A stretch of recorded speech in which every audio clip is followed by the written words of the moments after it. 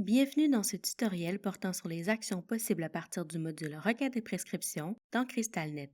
Pour une compréhension optimale, nous vous suggérons de visionner le tutoriel Requête et prescription, présentation générale. Dans ce tutoriel, vous apprendrez à ajouter des interventions ou des examens et à les visualiser, à saisir une périodicité et des paramètres en entrée, à visualiser les interventions et les examens du plan de soins, et finalement, à les modifier, à les cesser, à les suspendre et à les réactiver. Voyons tout d'abord comment ajouter une intervention ou un examen à l'ordonnance. Deux façons sont possibles. À partir du moteur de recherche, en saisissant un mot-clé, ou à partir de l'onglet Favoris proposés, en sélectionnant une rubrique et une sous-rubrique. Dans les deux cas, cliquez sur le plus de l'élément désiré pour qu'il s'ajoute à la section Ordonnance. Les interventions et les examens d'un dossier peuvent également être ajoutés de façon groupée en cliquant sur le plus à droite d'un dossier ou un à un en cliquant sur le plus à droite de l'élément. Lorsqu'une intervention ou un examen est ajouté par l'intervenant, l'élément s'affiche automatiquement coché et surligné en vert dans la section Ordonnance. Les éléments qui étaient cochés avant cet ajout sont alors automatiquement décochés, mais peuvent l'être à nouveau au besoin. Voyons la structure de cette section. Cette case permet de sélectionner tous les éléments en un seul clic. Vous pouvez trier la liste des interventions et des examens par ordre alphabétique ou alphabétique inversé à l'aide de la flèche de tri. Le tri s'effectue sur chacune des catégories respectivement. Si un formulaire est lié à l'élément, vous pouvez cliquer sur cette icône ou sur celle-ci pour accéder au formulaire vierge. Vous pouvez alors, selon les possibilités du formulaire ouvert, l'imprimer, le remplir à l'écran ou l'enregistrer. Ce bouton permet de retirer de la liste les éléments qui ne doivent finalement plus être ajoutés au plan de soins de l'usager. Finalement, ce bouton permet d'appliquer la même périodicité pour tous les éléments cochés de la liste.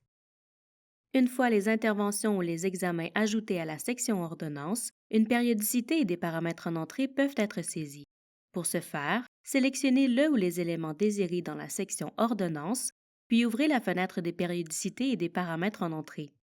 Si vous avez sélectionné plusieurs éléments, il est possible de naviguer entre ceux-ci en faisant dérouler la fenêtre ou en utilisant les flèches au bas de celle-ci. Dans la section Paramètres en entrée, remplissez les champs des paramètres en entrée selon les besoins.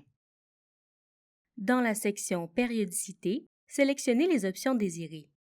Vous pouvez définir une périodicité qui s'affichera par défaut dans ce champ en cliquant sur cette étoile. Pour accéder aux options de périodicité avancée, cliquez dans ce champ ou sur l'icône de crayon à droite du champ. Dans la fenêtre qui s'affiche, vous pouvez saisir les informations désirées pour l'intervention ou l'examen choisi, puis appliquer la périodicité désirée. C'est également à cet endroit qu'il est possible d'imprimer les étiquettes de prélèvement s'il s'agit d'une analyse de laboratoire. En cochant cette case, cette icône s'affichera dans la section Ordonnance, indiquant que l'analyse sera envoyée au laboratoire une fois l'ordonnance complétée. Pour en savoir plus sur l'impression des étiquettes, nous vous invitons à visionner le tutoriel à ce sujet. Pour en savoir plus sur les différentes options de périodicité, avancées ou non, nous vous invitons à consulter notre base de connaissances. L'enregistrement dans la fenêtre des périodicités et des paramètres en entrée se fait automatiquement. Pour compléter l'ordonnance, cliquez sur le bouton Compléter. La fenêtre Ordonnance à compléter s'affiche. Dans le champ Type d'ordonnance, sélectionnez Requête ou Prescription. Si vous avez sélectionné Prescription, vous devrez alors sélectionner une option dans le champ Précision. Si vous saisissez une prescription pour quelqu'un d'autre, sélectionnez Prescription verbale ou Prescription téléphonique. Si vous êtes le prescripteur, laissez la sélection sur Aucune. Saisissez ensuite des renseignements cliniques ou des informations de recherche au besoin, le prescripteur superviseur, obligatoire s'il s'agit d'une analyse de laboratoire. Notez que si vous êtes le prescripteur superviseur, votre nom s'affichera automatiquement dans ce champ. S'il y a lieu, le prescripteur résident, candidat ou stagiaire, par exemple si une infirmière remplit une prescription verbale d'un médecin résident qui n'est pas une analyse de laboratoire, seul ce champ doit être rempli. Notez que vous devrez saisir cette information manuellement dans la plupart des cas. Les intervenants en copie conforme, au besoin, le service demandeur, soit l'unité de soins de laquelle vous faites cette requête ou cette prescription, et le préleveur s'il s'agit d'une analyse de laboratoire et que la personne qui fera le prélèvement est déjà connue. S'il s'agit d'une requête, cliquez ensuite sur Enregistrer. S'il s'agit d'une prescription, cliquez ensuite sur Signer ou sur Signer et imprimer si vous souhaitez également imprimer l'ordonnance pour en donner une copie à l'usager par exemple. La fenêtre Signature s'affiche puisque votre signature devient obligatoire. Saisissez alors votre mot de passe de CrystalNet puis sélectionnez votre spécialité au besoin. Notez que s'il s'agit de votre première prescription dans le module, vous devrez également sélectionner votre titre d'emploi. Cliquez ensuite sur Enregistrer ou appuyez sur la touche Entrée de votre clavier. Si vous avez cliqué sur Signer et imprimer, une nouvelle fenêtre s'affiche également à ce moment pour que vous puissiez imprimer l'ordonnance. Les éléments de l'ordonnance complétée peuvent alors être visualisés dans le plan de soins, mais aussi directement dans l'onglet En cours du module Requêtes et prescriptions. Dans le cas d'une prescription, ils s'afficheront également dans la liste à relever pour que l'infirmière puisse confirmer qu'elle a pris connaissance des éléments de la prescription et les appliquer, ainsi que sous forme de rapport légal au dossier patient électronique DPE. Sachez que dès qu'une intervention ou un examen a été saisi, vous pouvez cliquer sur ce bouton afin d'enregistrer votre ordonnance en tant que brouillon pour que vous ou un autre intervenant puisse la compléter plus tard. Un brouillon peut être utile, par exemple, lorsqu'un superviseur doit réviser un brouillon créé par un stagiaire ou lorsque vous êtes interrompu pour une urgence. Une fois enregistré, le brouillon est disponible dans la section Brouillon de l'onglet En cours pour une durée de 24 heures. Vous pouvez cliquer sur ce chevron pour voir les détails.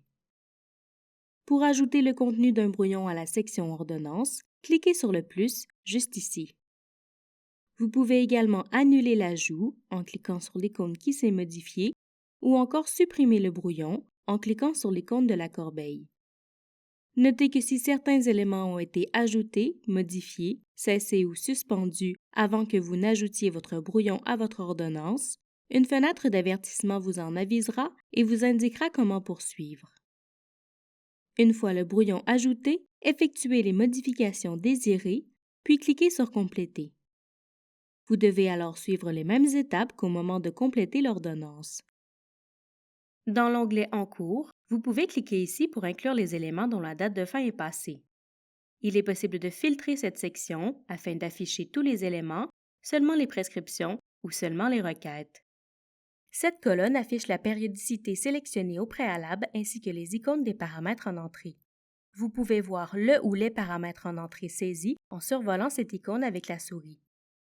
Cette icône permet de faire afficher le contenu de l'intervention ou de l'examen, c'est-à-dire la périodicité et les paramètres en entrée liés, ainsi que tout document qui a été lié à cette intervention ou à cet examen, comme une méthode de soin.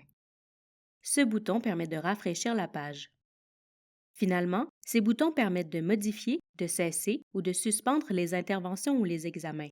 Notez qu'il est de votre responsabilité de savoir comment l'action doit être effectuée. En prescription, si vous êtes un prescripteur ou que vous agissez selon une prescription verbale ou téléphonique, ou en requête dans le cas contraire.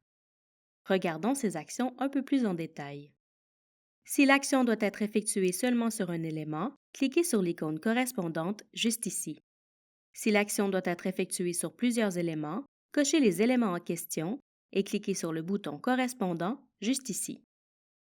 Si vous accédez à l'onglet En cours à partir de l'option Modifier, suspendre ou cesser du plan de soins ou de la fiche clinique, l'élément concerné sera surligné en vert et déjà coché pour effectuer la modification plus rapidement. Les éléments sélectionnés sont ajoutés à la section Ordonnance avec la mention Modifier, cesser ou suspendre selon l'action posée et la fenêtre des périodicités et des paramètres en entrée s'ouvre pour pouvoir effectuer les modifications désirées. Notez cependant que les interventions avec l'icône PTI ne pourront être modifiées ou cessées qu'à partir de la fonction Plan thérapeutique infirmier. Il est toujours possible, en cas d'erreur par exemple, d'annuler l'action en cliquant sur l'icône qui s'est modifiée sur la ligne de l'élément sélectionné dans l'onglet En cours ou en retirant l'élément de la section Ordonnance.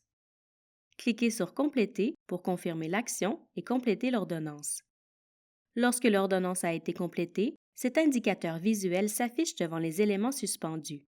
Il est alors possible de les réactiver au besoin en cliquant sur cette icône dans l'onglet En cours. Les éléments sélectionnés sont alors ajoutés à la section Ordonnance avec la mention Réactiver et la fenêtre des périodicités et des paramètres en entrée s'ouvre pour pouvoir effectuer les modifications désirées au besoin. Cliquez sur Compléter pour confirmer la réactivation et compléter l'ordonnance. L'action s'affichera ensuite également dans le plan de soins. Ceci conclut le tutoriel portant sur les actions possibles à partir du module Requêtes et prescriptions dans CrystalNet. N'hésitez pas à consulter notre base de connaissances pour en savoir davantage sur les diverses fonctionnalités de CrystalNet. Nous vous invitons également à visionner nos autres tutoriels, disponibles à la fois sur notre chaîne YouTube, sur notre site Web et sur notre base de connaissances.